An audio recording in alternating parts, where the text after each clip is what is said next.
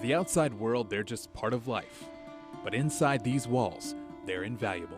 That's a constant security issue that we're facing on a daily basis. They're used to plot escapes, threaten innocent people, and even commit murder beyond the bars. Cell phones are number one. They're our number one threat, and we have to combat it every single day.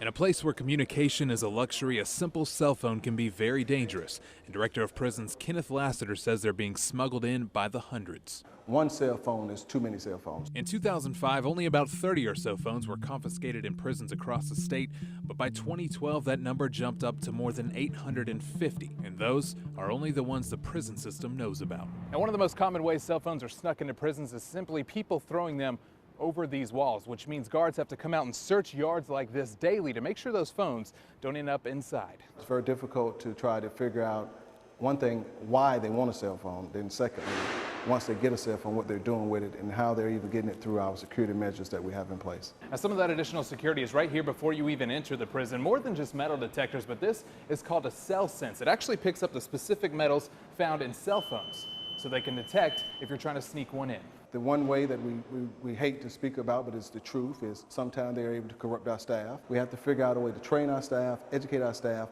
and compensate our staff so that they can't be corrupt by inmates.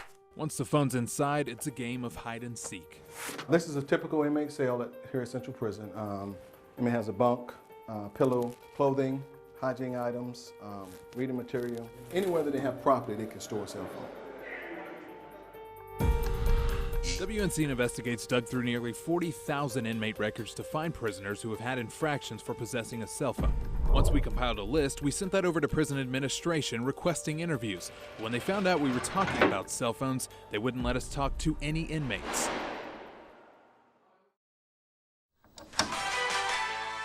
The inmate accused of masterminding the plot to kidnap a Wake Forest man faces a new federal charge tonight. But it was just last year that investigators say Kevin Melton, who's serving a life sentence, orchestrated an entire kidnapping and attempted murder using a smuggled cell phone.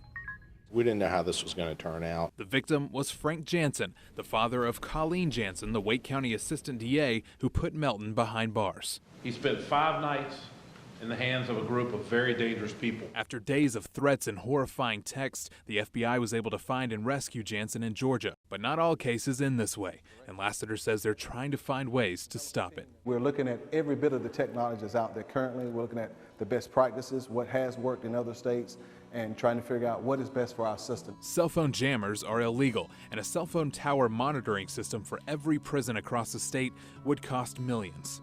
The question now is, do you put a price on safety to keep these cells out of these cells? Jonathan Rodriguez, WNCN News.